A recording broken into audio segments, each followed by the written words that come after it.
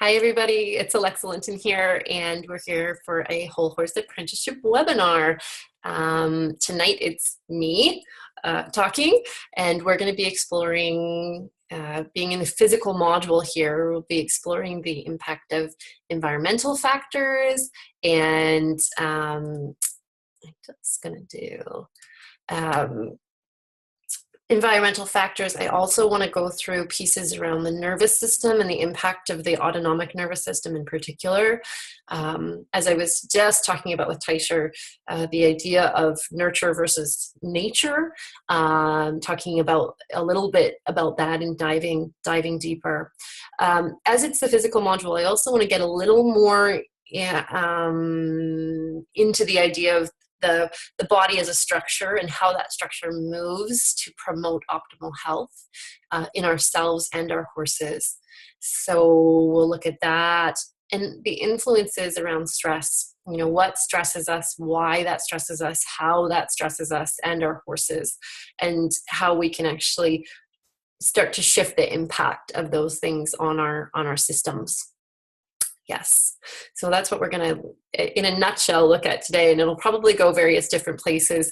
With the gals on the line right now, I will probably bring you on as we go along and just have some dialogue and things.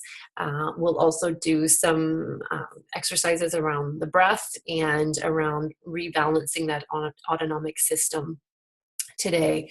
The sense here is that, you know, the more that we can create, and I'll show you my PowerPoint briefly. It's a very small PowerPoint. I just made it today. Righty, let's see. Here we go. So the idea here is that when we consider health, and Teicher, you would remember this from our time together in Perth, this idea of adaptability being what we're looking at with health, and getting into this idea of what does it look like to be more adaptable. You know, we, of course, in our world have our horses in a situation that is very, let's call it unnatural generally, you know, and that's on a spectrum. So when I was in Australia, one of the things I loved so much was the fact that when, like, the horses there are just so much more natural. They're so much more natural than what we have going on here in Canada, just because of the climate and what's going on. And so those horses would be experiencing different health concerns and different issues than our horses here in Canada would be. For example, I love seeing your response, Teicher, to the mud in Canada, particularly here on the West Coast.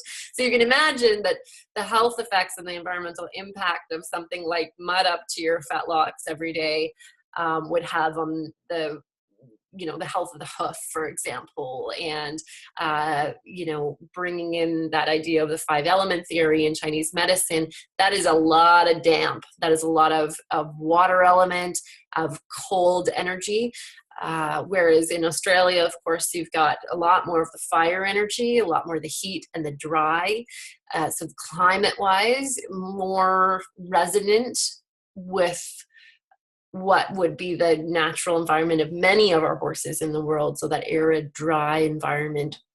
The West Coast, I often say, is like one of the worst places to have horses, because the environmental impact of being so wet, so muddy and so cold is very detrimental in that way to the health of our horses as a whole. By majority, horses are impacted, particularly when we get to this time of year where the spring grasses are popping out of the ground, and there's a lot of sugar in that feed, and there's a lot of sugar in the haze. You were chatting a little bit about that, Teicher, earlier, the sugar content. So we're working with a lot of different environmental influences. And today I really want to focus in on, you know, how might we be able to really mitigate some of those influences through internal workings in the body. Yeah. So that's what we want to work with here today. And there's a lot of different ways to do this and different ways to think about it. But we're going to start in, very sort of grassroots, bare bones, literally. And before I do that, I forgot about this slide here. I wanted to share a little bit about Dream. Now, what's really cool about this is Dream came to me, I can't remember how many years ago it was now. It's been quite a few years, maybe 6 or 7 years ago.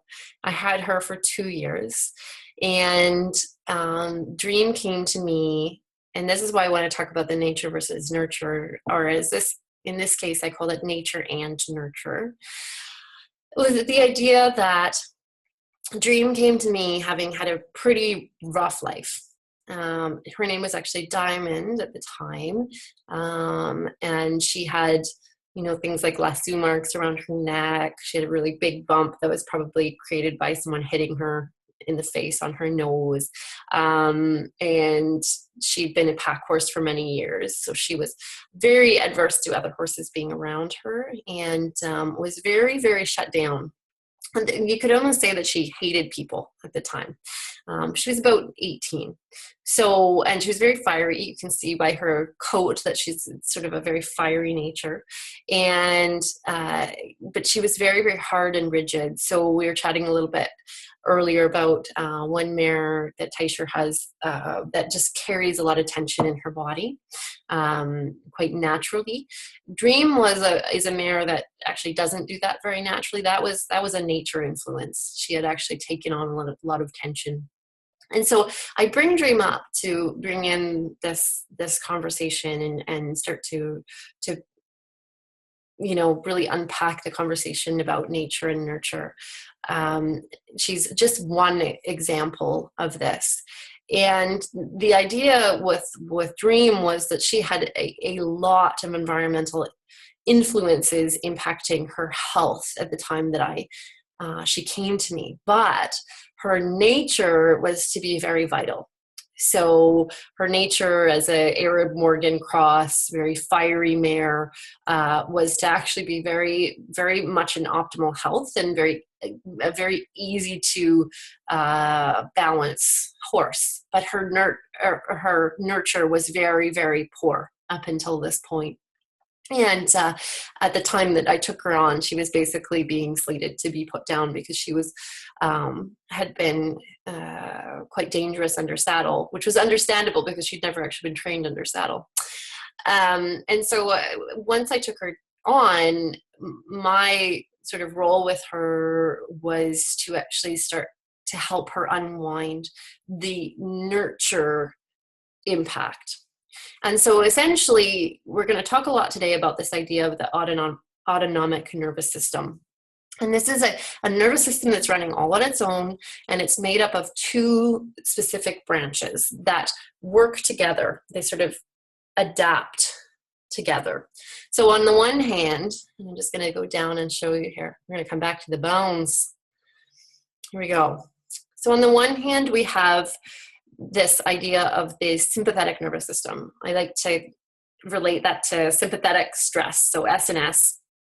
And this is the nervous system that is our flight-fight nervous system. Okay, so you're going to see this nervous system is these green, this is why I did this way so I could point them out, these green cords coming down off the spinal cord, yeah? And then these yellow things here are what we call ganglia, okay? There's other ones as well. The picture that I found was not remotely what I wanted in terms of depth, but it does give us an idea of what we're needing. So we've got the sympathetic ganglion coming down here, okay?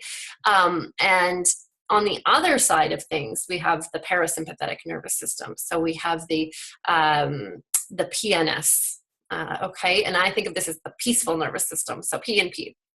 And this nervous system I have here in light blue. Okay, so we have what's called the vagus nerve coming down, innervating all the digestive organs and a lot of the different organs in the body, lungs, heart. and creating a calming effect on these areas. And then we also have that light blue again coming down from the sacral plexus and innervating sort of the bladder, the reproductive system, all those sorts of things. Okay, so this is what we're working with here. And it's a very different type of system. We have the main receptors really, really close to the organs because they have very specific functions. And whereas these ganglia, they're just like rapid fire. Like, they're like, all right, everybody, get to work. We have to protect ourselves. So it's quite an interesting balance here between the two. And optimal health often relies on this ability for the body and the systems to easily move between the two. So we don't want to be stuck in one or the other, but we do want to make sure that we have this ability, and that our horses have this ability to move back and forth quite easily between the two. And so then we can get stressed if we need to, and then and run or do what we need to do. And then we can adapt back into, you know, a nice peaceful state where we can eat our dinner and chill out and, you know, just have full relaxation. And oftentimes in our culture, what we see is that we get stuck, particularly in the sympathetic nervous system. There's not many of us stuck in parasympathetic. Maybe if we were like, you know, a surfer, and we're like, just chill, man, like all the time. But that, even so, there's usually underlying stress levels there that are being maybe medicated in some way. So, you know, very rarely are we going to be stuck in the parasympathetic. More so, we're stuck with the on switch in sympathetic. And the problem with that is this: when we're in sympathetic, essentially, by majority, the main organ functions are changed. So things that the body deems unnecessary for things like digestion and immune function, things that it doesn't need for running away from a predator or fighting, it turns off. Okay, so this becomes the issue, is that those processes are greatly diminished at those times when that system is turned on. So you could see how a horse that's really, really stressed and anxious might develop something like ulceration or gut issues or digestive concerns, or even immune functions like allergies, or you know, any other number of things can be caused by a inability to adapt. Yeah. And so even for you, Andrea, we talked a little bit earlier about your mare having separation anxiety. This can be a real factor here, is that, you know, she's maybe a little bit stuck in that sympathetic nervous system of feeling, you know, nervous, fearful that, you know, her herd mates are going to be leaving. And so she's just a bit revved up. And so I'm going to teach you some things where you can actually increase the adaptability here and help her to realize that she's safe. Realize she's safe and she can leave the herd, and then they're still going to be there when she comes back, rather than running the sympathetic nervous system, which is not a very logical nervous system generally. It's quite reactive. And we're going to talk about some of the hormonal influences that happen within that, you know, same realm as well. And you'll start to see, we got a chat. What's going on? Oh, thanks, Andrea. Yeah, you're so welcome. Then switching gears a little bit, we've got the sympathetic nervous system. So this nice light blue, and in particular this vagus nerve. Now you can kind of start to see through this picture that this vagus nerve is a pretty important kind of nerve. Yeah. And some of the symptoms of vagus nerve irritation are things like, you know, sometimes even dizziness, nausea, vomiting, just a sense of being unstable on your feet. It's a very important nerve for autonomic function. Also things like increased heart rate or heart palpitations, and you know, because it's involved in monitoring and regulating heart rate and blood pressure and the rate of the respiration and all these particular functions, including digestion and immune. It's a really big, important nerve. So Ooh, chatting. Ooh, nice one, Christy. Yes, it's like this. Oh, no, I totally spelled that wrong. Just a second. Vagus. So VAGUS. Yeah. So, and you can look that up. It's a really amazing nerve, and it comes through the cranium. It's actually one of the cranial nerves, cranial nerve 10.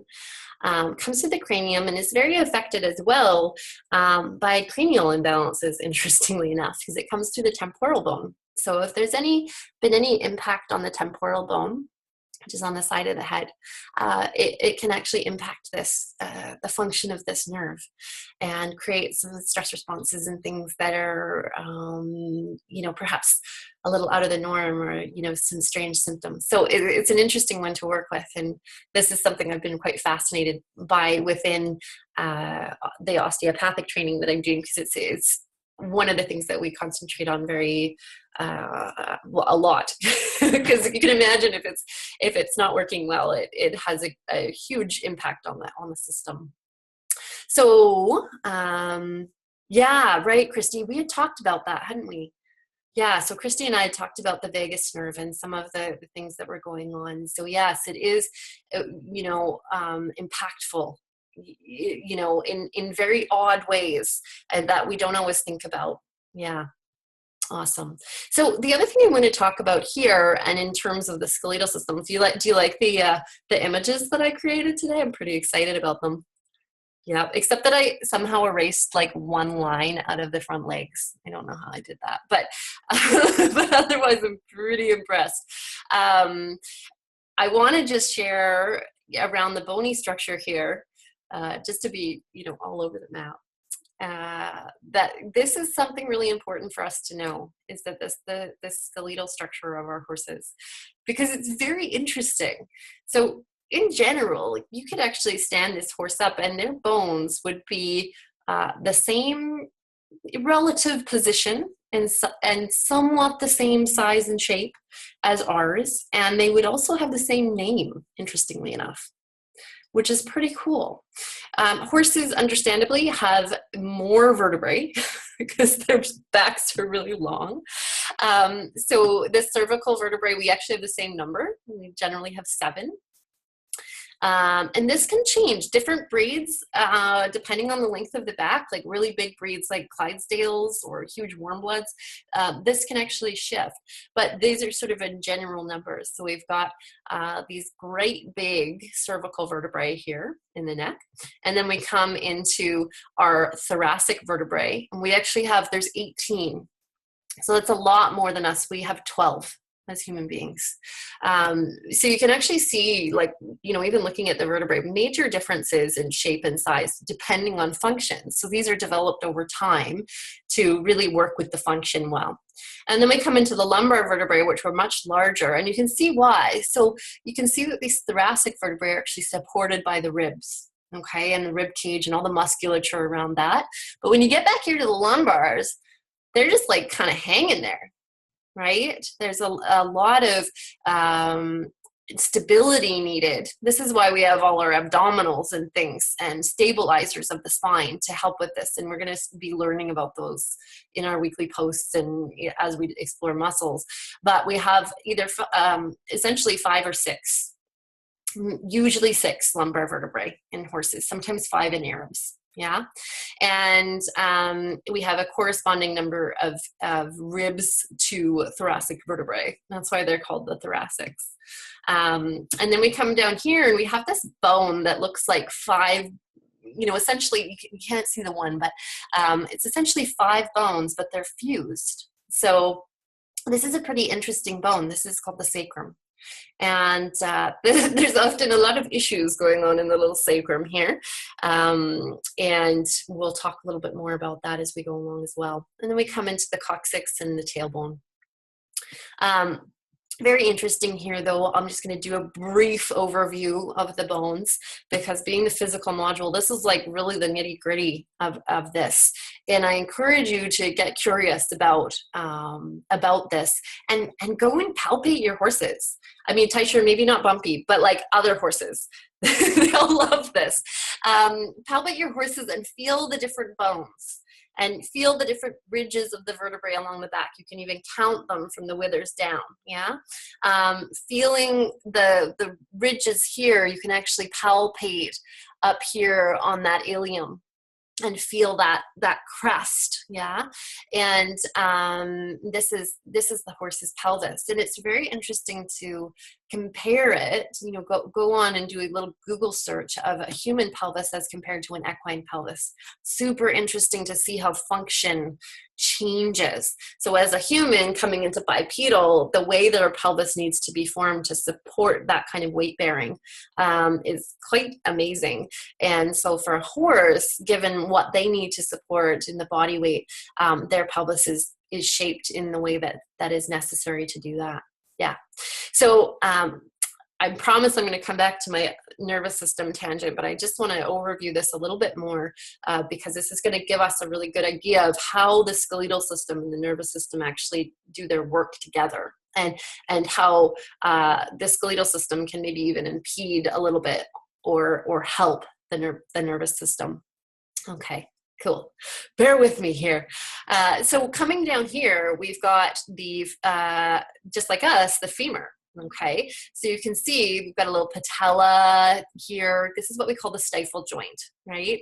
But it's actually a knee joint if we compare it to our body. This is the hip joint up here. Yeah. So that's the coxofem. And then we come down in here and we've got the tibia. Same as in us, with a little tiny fibula on the side here. So our fibula goes all the way down to the ankle joint. In horses, that's not the case. It's a little tiny bone on the side here, all right? And then we're coming down into the metacarpus and the phalanges, which are just kind of like our finger bones. Yeah, so these bones, well, it would be on my foot, but these bones here and then down. And this joint here, if we get into more detail as we will, is actually built a lot like the ankle bone. Yeah, so you can see this is sort of like our version of their version of the calcaneus, which is really interesting. Okay, and then we'll get a little more into detail as we go along with our weekly emails on the foot and the bones of the foot, because it's very, very interesting as we piece that out. Great, and then we're going to come down the front limb here. This is our horse's scapula, so really a cool one to palpate. You'll actually be able to palpate the spine of the scapula, and I do, you know, again, recommend palpation because the more we do that, the more we start to understand where things are on our horses. And especially if you've got different horses that let you palpate, you can start to compare the differences in their skeletal system. It's pretty interesting stuff. We're all built very differently, and you'll probably find some interesting little anomalies as you go along. So coming down off the scapula, we have the shoulder joint here. And then we have our humerus here into the elbow joint. So we can see this is the olecranon, yeah, just like us, olecranon. And then coming down to the radius and ulna. Again, into the same sort of like, just like our hands, right? Into here, these bones and phalanges, then down to the little nails. Yeah, pretty cool. And, you know, the residual nails are like things like the, why am I blanking on that? The little guy behind the heel, the little callus, and also the chestnut. So those are actually made of the same tissue as hoof, and they're sort of residual little fingers that didn't form, which I always think is kind of a cool fact. We also, I don't have it pictured here, but there's also the sternum. Okay, which would just run right along here and support the underside of the ribs, and they would insert onto the sternum. Also a good one to palpate and see what's going on in there. Yeah, a good area to learn a lot about your horse. We'll get into that a little bit later too. I need to start making notes, but this is an area where the spleen meridian runs. We can often find digestive influences and issues through palpation of this area. One thing to note about the skeletal system of the horse is they do not have a clavicle. So this bone that we have here, they don't have that because they have a muscular shoulder girdle. Yes, thank you, Taisher. The ergot. Yes, perfect. Couldn't come up with that. That's what that little one behind the heel is. Yeah, so this would be the equivalent here of the wrist joint. Yeah, pretty cool, huh? And then, of course, coming up into the cranium, we have the cranial bones. Yeah. Any questions on that in the chat? Good. All right. So I want to just, after exploring that, giving you some idea, we want to recognize that each of these bones has a specific range of motion, depending on the joints around it, okay? So for example, in the hip joint, we can imagine that the hip joint likes to flex and it likes to extend, right? So it goes forward and closes, and then it extends back when our horse is pushing back. And it also has a little bit of internal rotation and external rotation in the joint.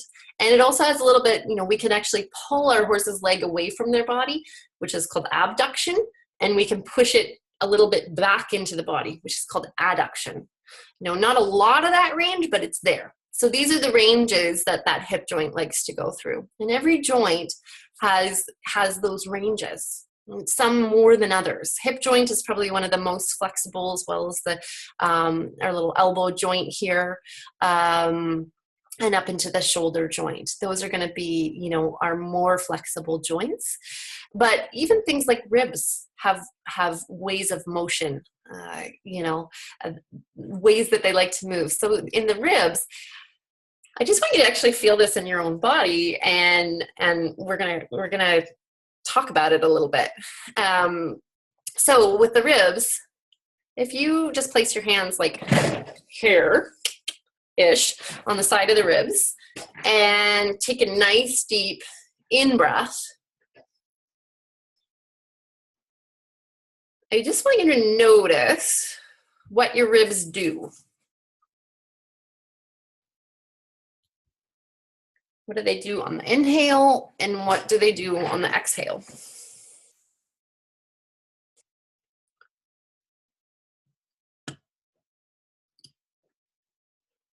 All right, and I'm gonna unmute you, friends, so you can tell me about it.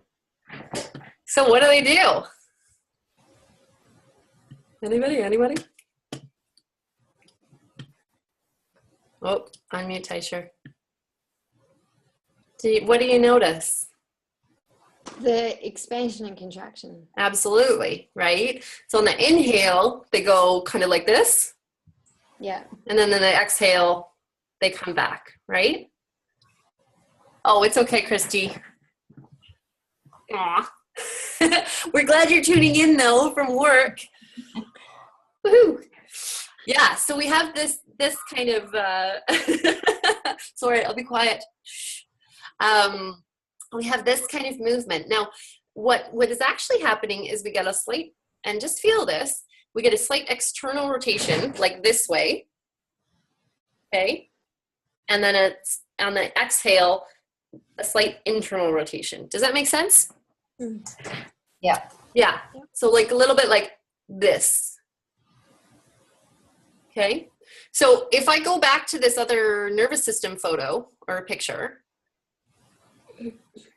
what might you predict that the effect of that movement would be on this sympathetic nervous system?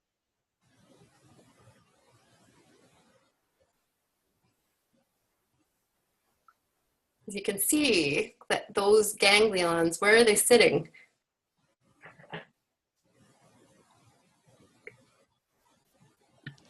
So they're right over the ribs, right?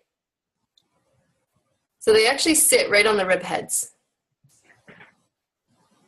So you can imagine when the ribs at the back go into external rotation, what happens to those ganglia? And these are actually on the inside of the rib heads. So if you can imagine that. But what happens to the sympathetic ganglia there? Are they compressed, or are they're compressed. They're pushed on. Yeah. Yeah, activated.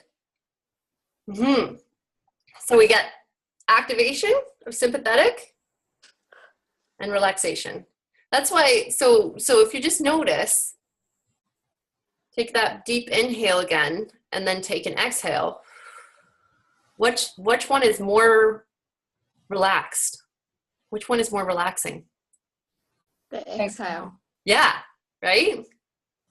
And this is a part of the reason why is because that inhale actually activates the sympathetic stress nervous system.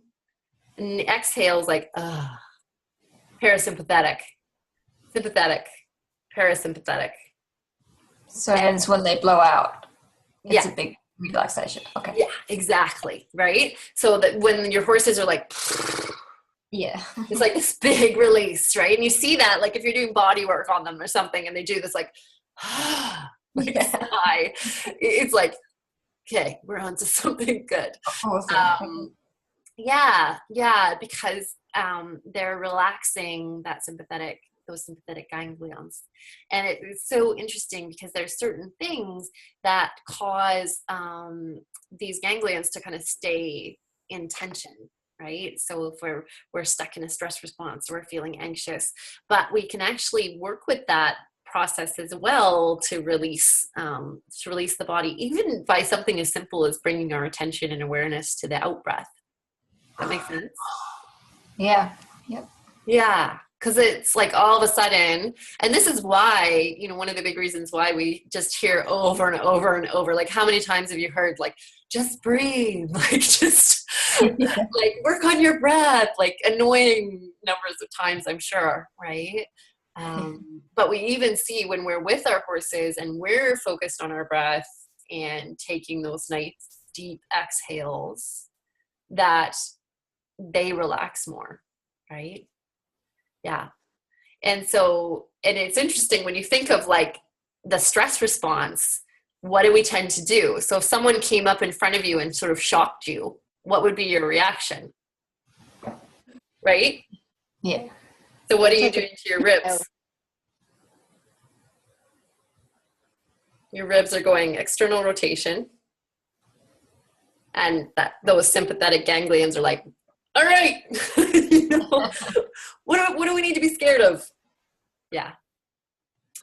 And so it's really, really interesting when you start to think of like riding and, when we think of a horse that's going around the arena with their head like a giraffe in the air, are they generally really relaxed or not so much? Not at all. Not at all. Like they probably feel like riding a piece of like a plank, right? Like they're just like, their back is super hard and tense, and they are wired for sound generally. And this is one of the reasons why if the head goes up to a certain point, the ribs will naturally externally rotate to support that positioning, right? Because they're having to do this. And that will naturally externally rotate the ribs. So Yeah. can they hold their breath as well? Oh yeah, big time. Yeah. Okay. Yeah. So we have this. You're right, and this is the next piece, Taisha, is as we start to get to know things like the diaphragm. The diaphragm is innervated by the vagus nerve, and but is also innervated by some of the sympathetic nervous system as well, and so it can actually get very easily locked into tension. Right? So that inhale phase, it gets stuck in tension because that's what it does in inhale, right? So feeling your breath, the diaphragm goes from like a nice dome to like, right? Right. Optimally, that's what's happening. Inhale, exhale. But if it doesn't want to do the exhale thing, it goes like here. And it just kind of stays there and kind of domes, kind of doesn't, right?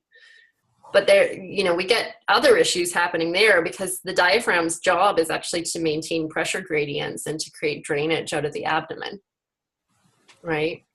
And it sits directly over our spleen on the left and our liver on the right. So in horses, similarly, when there's that kind of tension over a period of time, we start to have issues, right? Digestion or whatever it is. Yeah. So it's quite interesting, right? When you start to look at like all the little threads out, and it's just, this piece. So this is potentially a contributing factor with Fidge. Absolutely. Yeah. Yeah. So I need to go play some meditation music for her. And Totally. Yes, and work on the out breath. And, you can even start working, and this is something I've been playing with, Taishir, is like start using your Reiki with these rib heads. Mhm. Starting to just think about that internal rotation coming back into the ribs, right? Yeah. So that's a total possibility, just Yeah. coming up beside the spine and just a little bit thinking energetically of just opening that off, especially down by the diaphragm, because she gets stuck in her breath, right? Yeah. Yeah. And you can imagine if the diaphragm's tense, everything else is tense, and vice versa, right? Because it's stuck in an inhale phase where things are tense. And if we're stuck in sympathetic nervous system, if we think about the effect of sympathetic nervous system. So say you're being chased by a saber-toothed tiger. Your sympathetic nervous system is like kicking in. What is happening in your body? Adrenaline. Absolutely. Right? Yeah. And what is the adrenaline doing? Speaking of which, look at my hormonal pictures. What's the adrenaline doing? It's supercharging you. It's putting you into overdrive. Absolutely. It's making you like a superhuman. Right? Yeah. So, and I just thinking about her, because we've changed the paddock fencing around now, so they come up to the stables to eat their meals. So, they've got a gate that they all need to come through, and it's all very exciting at the moment because it's still very new. And I think about what she's like, and she's just off with the fairies. She's in crazy land, just doing that, just negotiating the gate. absolutely. It's change. Coming to get my food. Yeah. And absolutely. she's in overdrive, and she doesn't actually think very well either. Yeah. So that's that adaptability piece, right? Because we can't stay. The sympathetic nervous system is not a thinking nervous system. It's not an adaptable nervous system. Mm. So it's like creating those neural pathways back to, okay, parasympathetic, right? So that she can come out of that tension space and she can actually start to go, oh, this is happening. And she can think about things, right? And she can actually shift her way of doing things from that space of like, that vagus nerve function in the parasympathetic, where it's like she can digest things and, like I get how that, she can groove with things, right? We all have probably met people and horses that just have a really great adaptability this way. Mm. And they're just like, they're not very phased by too much, right? It is kind of like, yeah, it's cool. It's cool. They're veering a little bit, maybe, they're veering a lot over to parasympathetic, but there is ways to cultivate more of that, right? Especially when we have a highly sensitive us or our horses, right? Which most of us have. They're not going to necessarily be the cruisiest in the bunch because they are highly sensitive, but we can help them cultivate adaptability in different ways. Yeah. Oh, that's cool. Does that make sense? Yeah. Yeah, thanks. Nice. Christy, do you think there's synergy between us and our animal partners? Well, yeah. Yeah. In terms of relational, is that what you mean, Christy? In terms of like, reflective kind of synergy, like if we're stressed they tend to be stressed, that sort of thing. Yeah definitely. They're, especially the ones that we're really close with, will tend to have some reflective stuff, and there's a few reasons for that in my mind, and this is something I'm really open to discussion around, is that this sense of, number one, when we choose a horse or a horse chooses us, there is often a resonance to that horse. Like, Christy, I know we've talked about Willie and the resonance you had when you went to see him, right? You were just like, that's the horse I need to take home. And we have to kind of, go, like how much of that was him choosing me, and how much was me seeing some,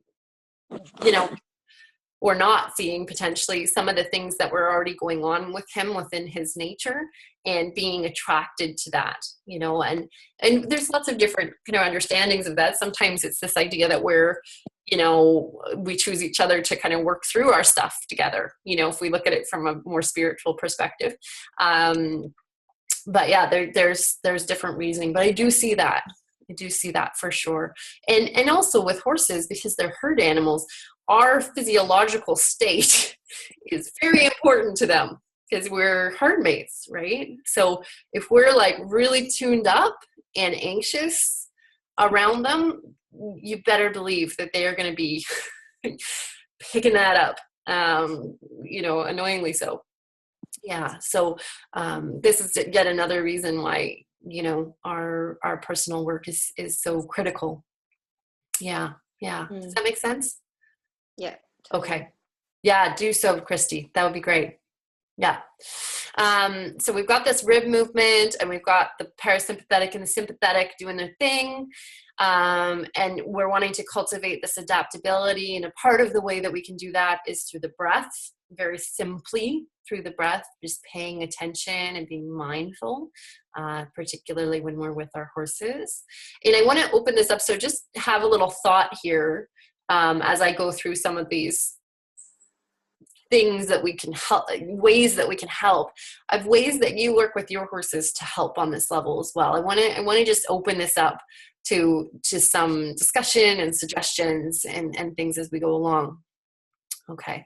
So the last thing I want to work with, or just briefly look at, is this idea of the hormonal influences on adaptability. And of course, we know that the nervous system, the hormonal system are very, very linked, all right? Right up from the brain down. You know, the hypothalamus in the brain is inextricably linked to that vagus nerve, and also to the pituitary, and also to the thyroid here. I'll do my thing. Thyroid, so pituitary. These may not be in very accurate positions. I just drew them on the skeleton. So we have the pituitary, the thyroid, and the adrenals here that actually create something called the hypopituitary adrenal complex. And so mainly pituitary and adrenals, but that thyroid comes in there too. And each module, we're going to highlight a different adrenal gland. Okay, so this is something that we're going to be starting to look at here as well. So as we come down, we've got the pineal here, little pineal gland that works with circadian rhythms. We've got pituitary that is, you know, sometimes considered the master gland. It is releasing hormones that essentially signal these other glands to release hormones.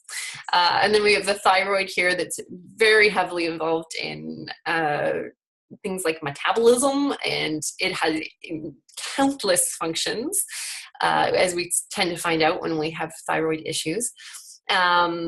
We have the thymus gland that has immune functions, and we have a little parathyroid here that are sitting on the sides of the thyroid gland that are involved in calcium and potassium balance. The little pancreas, it looks like a banana. I tried. And then we've got the kidneys here with the adrenals hanging out on top, okay? They're very inextricably linked, and we'll find out more about this relationship as we go along. It's a very important one. And then we've got our uterus, so this is a mare, and our little ovaries. And then a gelding, or it's not a gelding, but a stallion, we would obviously have testes. So these are our main glands, and each module will be going through one or the other. But important today to realize that these are very important as pertaining to adaptability, because they have this inextricable link to the autonomic nervous system and stress response and peaceful response. Okay, it's particularly, as we all know, the adrenals, so the release of adrenaline, which we've all felt before, right? So that increased heart rate, the increased in respiration, blood pressure, all sorts of things. We get the flush to the skin, right? And that's really what our flight fight response does. It supercharges us. So we got a huge influx of circulation to the musculature. You can imagine if we don't actually move that through, this is one reason why we all get so tense, right? Is we're like sitting at our computer or whatever it is, like all stressed out, but we don't actually move that energy anywhere, right? We're just like not breathing and building tension levels, essentially. Does that make sense?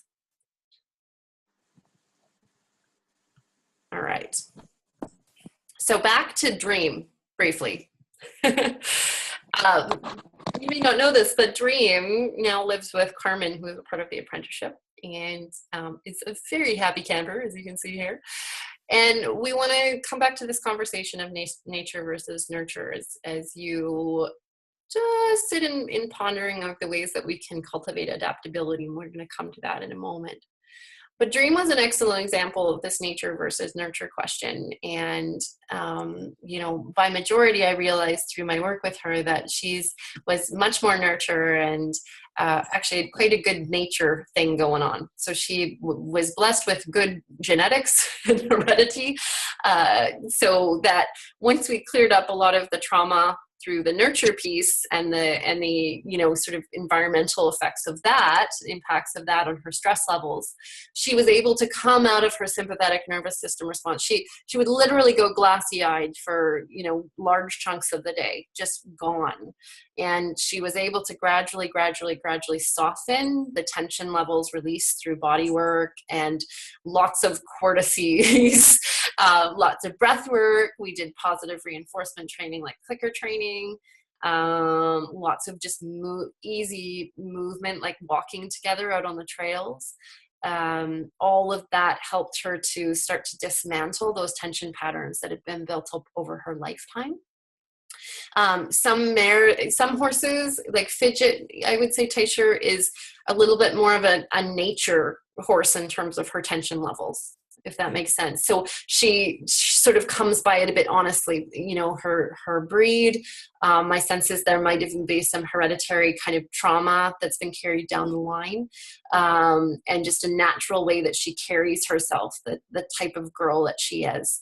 And so that's a little bit harder to shift sometimes fully, right? Dream actually just softened completely. It was like she just turned into a jellyfish after a while. She's just become like the sweetest, softest mare after that nurture stuff was cleared away. But that, you know, every animal is like, you know, some of it is nature, some of it's nurture. And I find it really interesting. So Taisha was sharing earlier about her puppies and how they're both dealing with hip dysplasia at this very young, like 6 months old. And that question around nature versus nurture, and obviously, you know, not a lot of the nurture stuff going on. They've lived in an amazingly loving, you know, and being impeccably cared for their 6 months. So then we kind of question that nurture piece. And as I asked Taisha at the beginning of the call, there was that, you know, the sense that there is sort of a lineage of some of this dysfunction, right? And it is more hereditary and, you know, passed down the line. And what's really fascinating is some of the osteopathic research that was done. You know, I'm not going to share how it was done because it's not humane to animals in the least, but the idea was that lesions like a coxofemoral lesion and hip dysplasia can be passed down through the lineage on a hereditary basis, which is fascinating to me because, you know, we think of like the nose on our face and, you know, the color of our eyes and, right, like this sort of thing being passed down through genetics. But to actually consider that something like a lesion that was in the mother in particular can be passed down to the babies is sort of like, wow. You know, we start to think really differently about what can be a nature thing. I've also found that unresolved trauma can do the same, emotional or otherwise.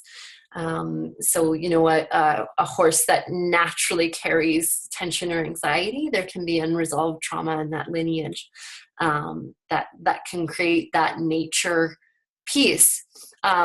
Wonderfully, there is, now different energy medicine and different things that we can start to do to clear up some of that, which is great.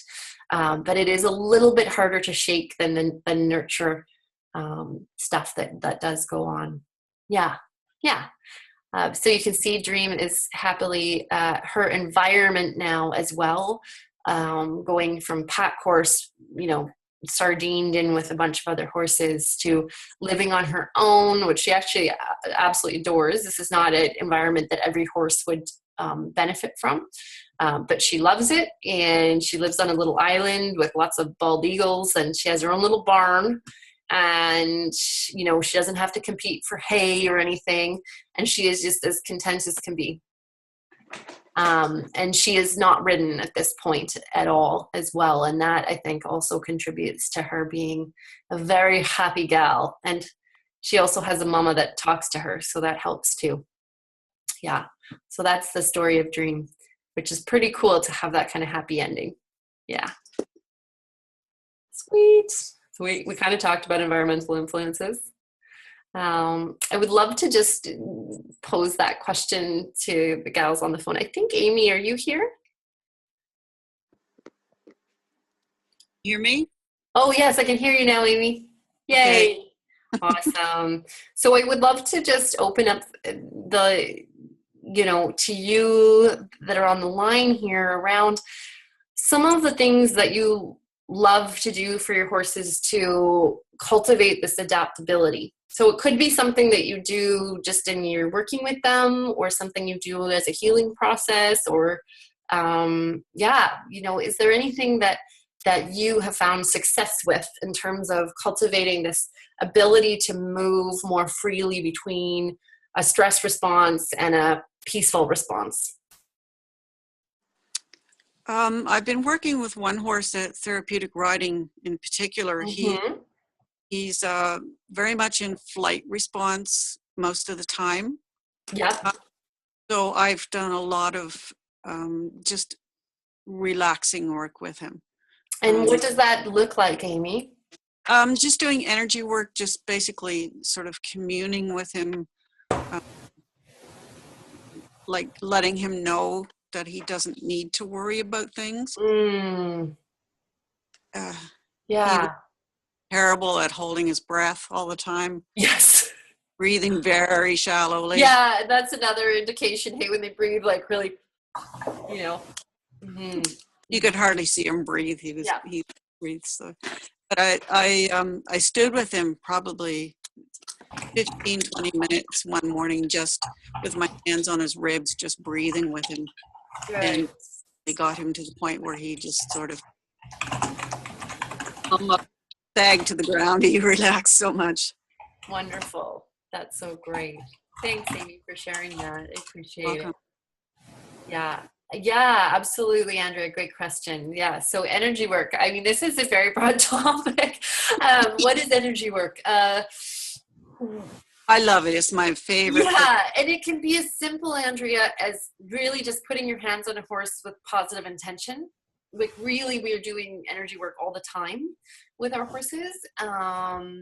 We kind of like get into this place. I do it all the time where I like overcomplicate stuff. And and both Amy and I went to the same school around equine therapy, and it was really interesting because our teacher was like, "Yeah, just get on there and send positive intention," and it was really cool to kind of have it broken down where it's like, okay, I don't have to train in Reiki or do these other things. I can actually just be like helpful, just as I am, and follow my hands. It's actually a really excellent way to develop our feel. Taisha was actually mentioning earlier this idea of she was starting to feel the bubble of her horses and really starting to gain presence in her hand. And one way I actually do this is I'll, and we'll get into this a little bit more in the energetic module, but it's so fun, where you actually like put your hands together and do a little bit of a rub, and then actually walk, either if you have a friend that'll do this with you, like if Taisha will do this with you, which I'm sure she will,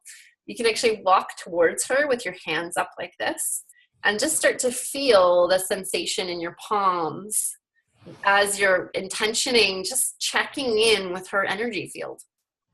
And then you can kind of back up, you can come in again, just feeling like you might feel heat or tingling.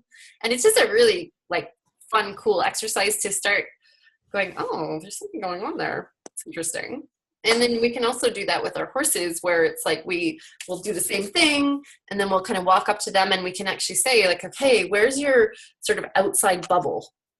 You know, like, because we all have like an outside bubble. So we might meet that and go, ooh, okay, feel that. We'll get a little stopped up, and then we ask permission to come through that bubble and come a little closer. And then we come into sort of the next layer of that. Okay, that's as close as you can get. And so we start to have some fun with that. And I'm sure with Molly, you'll have a lot of fun with that because she's probably really, really sensitive. She'll probably give you like a little ear when you get to the next bubble. Yeah, she does. Yeah. Right? Like, oh, I know you're there, you know, even when you're like 30 feet back. So just check in with her and have a little play with it and start to develop the feel in your hands. Yeah. I worked on actually had a wall. You could feel this wall. Yeah, and you will feel that where you just kind of get chucked out, right? It's like, no, you can't come any closer to that. And I've actually even worked on horses. Have you ever done that, Amy, where you've worked on horses like way, way off? Like, yes, I you from out here, you know, in your auric field. Yeah, I have to. Yeah. Yeah. Yeah, tie shirt Bumpy's probably like that. Hey, like, yeah, I'm just out here. Yeah. Speaking of space bubbles, yeah. Mm-hmm. So does that help, Andrea? It does. Thank you. Great. Yeah, and so we'll delve more into this as we go along. But yeah, it's quite fun to play with. So I would recommend both types of palpation if you can. What, you know, one being like the energetic palpation where you're just feeling, and you can even go along your horse like with your hands a little off and just go, oh, is there any changes in like the heat under my hands or the sensation? And maybe even just stay in an area where the sensation changes, like just checking it out. And then just see what your horse's response is, right? Like they'll be like, kind of like that, or screw off, or, you know. And then sometimes they'll lick and chew, like, ooh, something moved there. Oh. A lot of tummy rumbling sometimes. A lot of tummy rumblings, sometimes yawning, sometimes farting, you know, good times.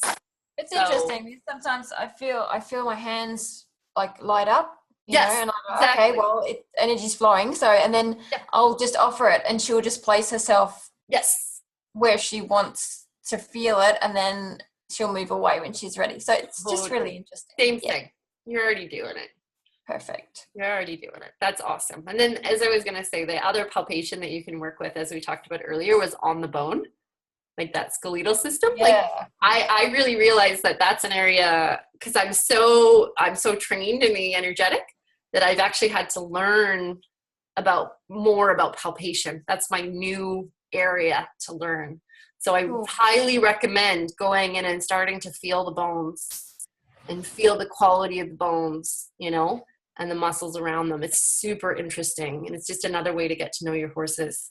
Yeah. Fantastic. Thank you. Yeah, you're welcome. And I love that when we put our hands on a horse, or on anybody really, like what's that feeling that you get when someone like lovingly puts their hands on you and you're like, you know, sometimes if we're not a touch person, we're like, ugh. But if it feels good and it's someone we trust, there is a sense of that area just sort of relaxing and melting away under our hands, even though we're not really doing anything. You know what I mean? So there's magic to touch. Yeah. With permission, of course, but there's lots of good stuff there. Cool. Okay. Anything else as far as some of the ways that you've worked with horses to cultivate that adaptability? Is that for everybody or just for me? Yeah, for anybody. Yeah. Okay. I know you have, Taisha.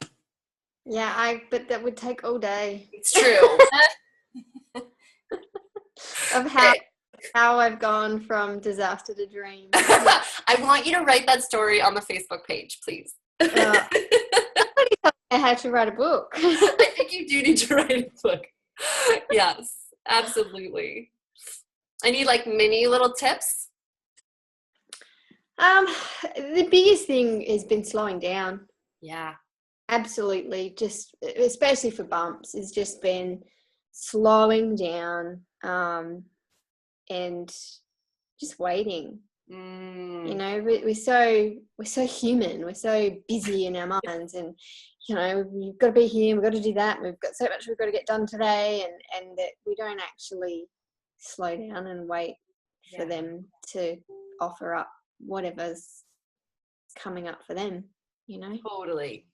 Yeah. It's a tiny... And you know, when I get in my humanness, she bites me or she kicks me. Yeah, she does. Or you know, if I'm like, wow, you know, we're in the arena, we're in the hotel, let's do something. Blowing my mind because, you know, 3 years ago, if I'd have tried to do this, you'd have just literally eaten me. Yes. You know, and so I'm like, wow, we do this and we do this and we do this, and then all of a sudden she's like on her back legs and like enormous. Yeah. And I went, okay, too much, too fast, too soon. Yes, I love that. Yes, and Christy confirms that. Yeah, for sure. Awesome. And me as well. You know, when we get into our agenda driven, like I gotta get this done, you know, and they're like, yeah, it can happen. Yeah, for sure. That's awesome. Thanks, Taisher. Cool. And somebody else spoke up for a second there. Was that you, Andrea? No, it's me. Amy. Sometimes just one tiny little thing, and it only takes a few minutes, but it makes an enormous difference to them. Yeah. Yeah. Do you have anything in particular, like a particular little thing that you do? Well, we're trying out another horse at Therapeutic Riding. We just got her on Sunday afternoon, and she did not want anything to do with me at first. You know, she would just, I'd try to talk to her and she'd just walk away. So I just very patiently waited to let her know that I wasn't pushing her, and just let her come to me. And by the time I only spent probably 15 minutes in the paddock with her, but by the time I left, she was following me and said, you know, waiting for me to come back next time. Totally. Because they're like really intrigued by it, because they're so used to humans acting like humans. Once they realize that, seriously waiting for them to tell you what's wrong. Totally. And they're like, are you really trying to have a conversation with me? Like, what's really happening right now? Yeah. Cool.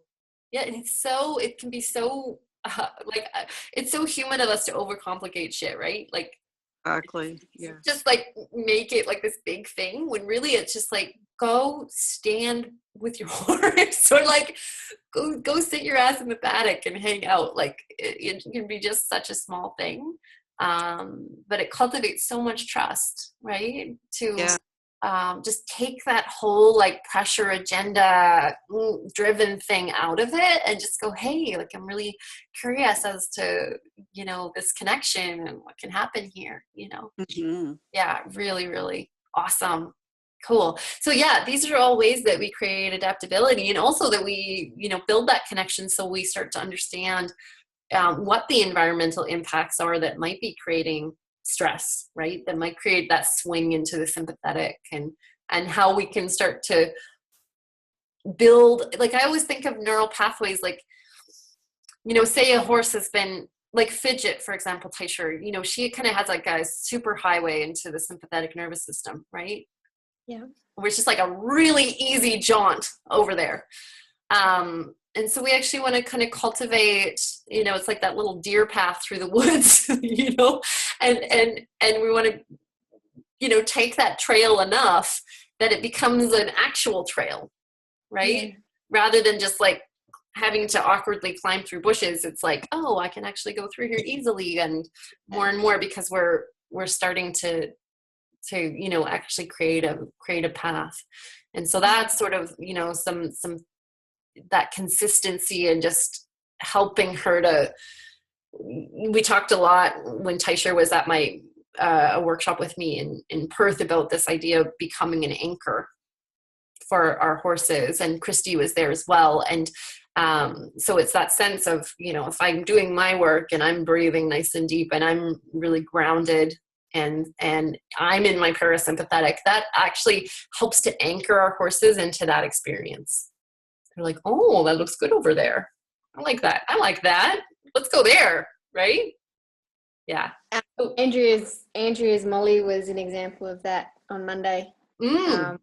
With the trimmer. Wow, there was a lady holding her who was not anchored at all. Yes.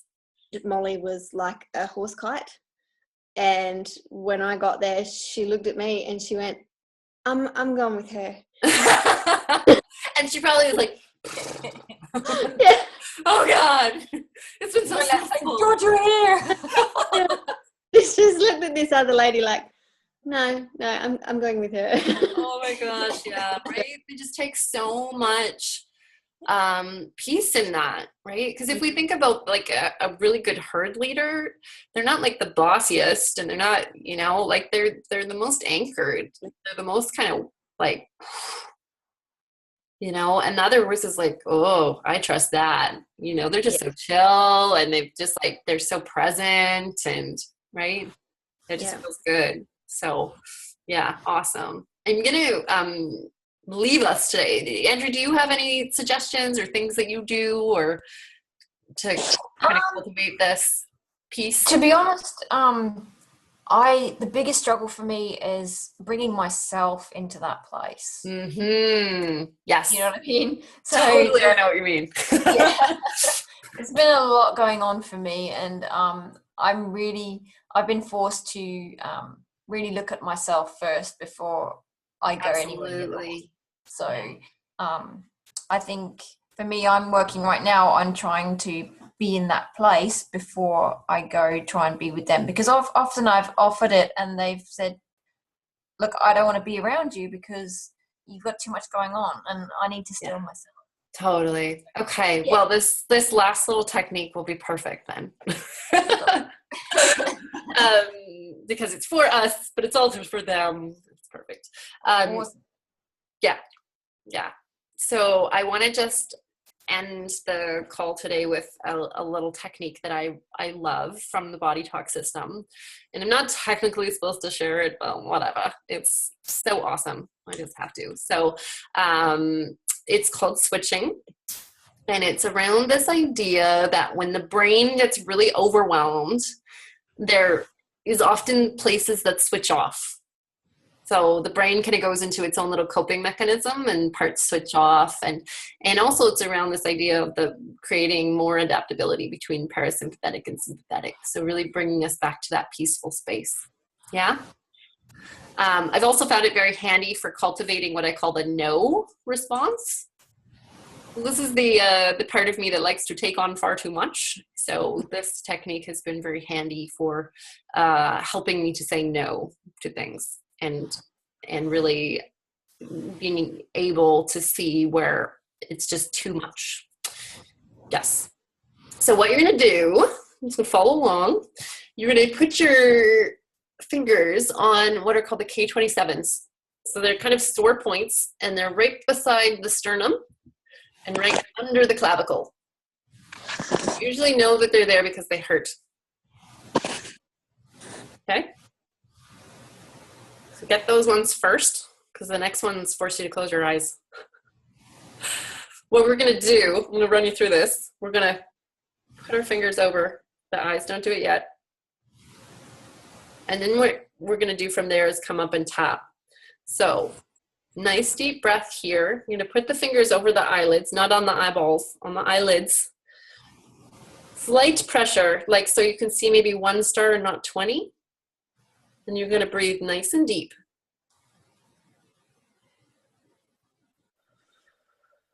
Two full deep breaths.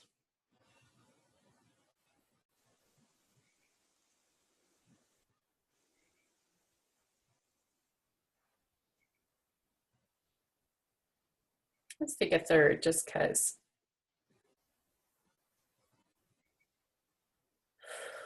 And then you're going to come up and you're going to tap on your head. So you can open your eyes, bring one hand, the hand on your eyes off, and you're going to tap gently over your cranium. Tap, tap, tap. And then you're going to tap over your sternum, just sort of in between those fingers. You're still breathing deeply.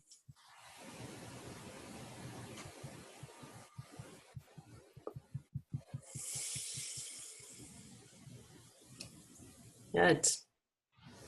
Very simple. How's that feel?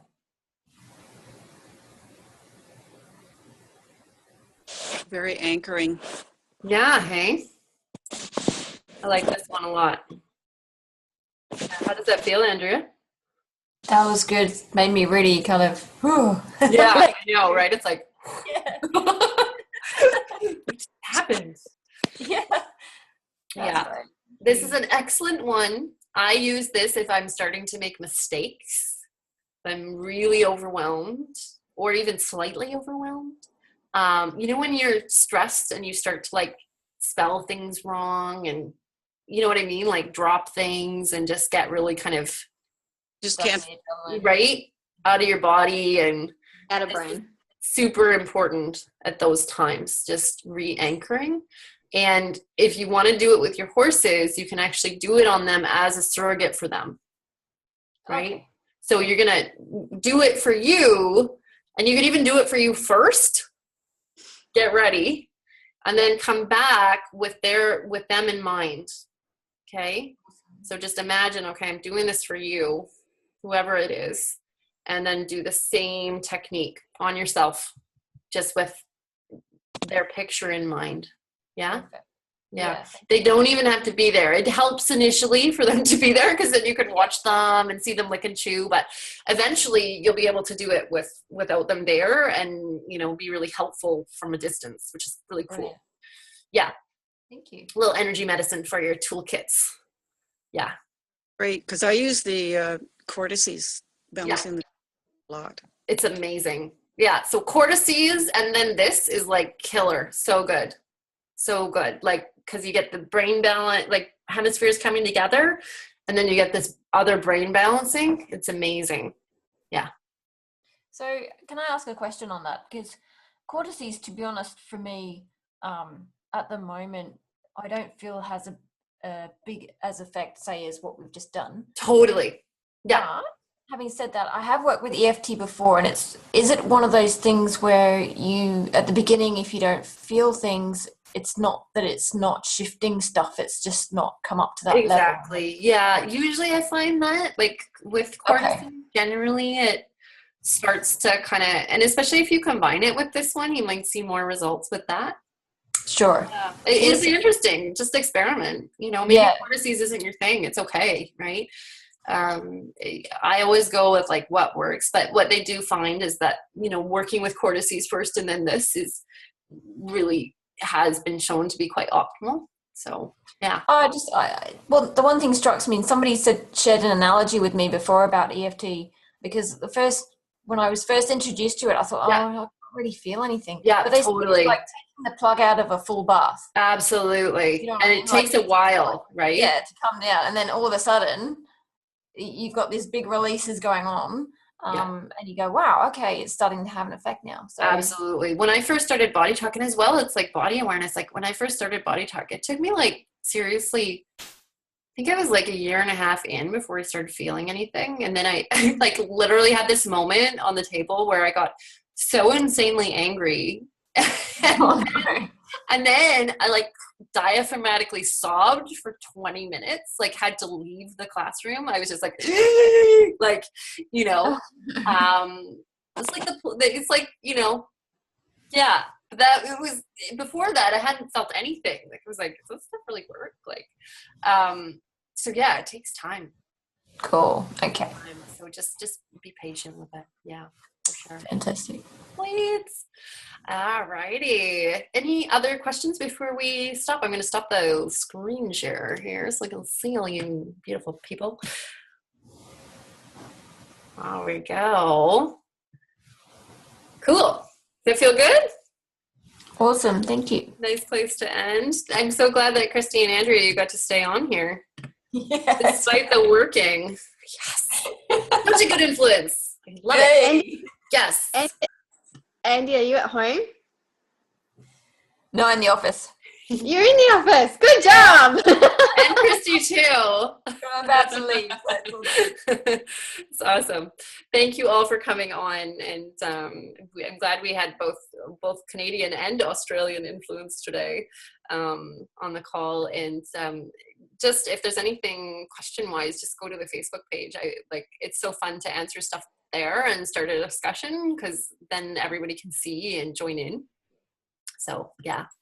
All right, I'm going to stop the recording. So thanks everybody who's replaying. I'm not going to hang up quite yet, but thanks everybody for watching the replay, and hope you enjoyed it.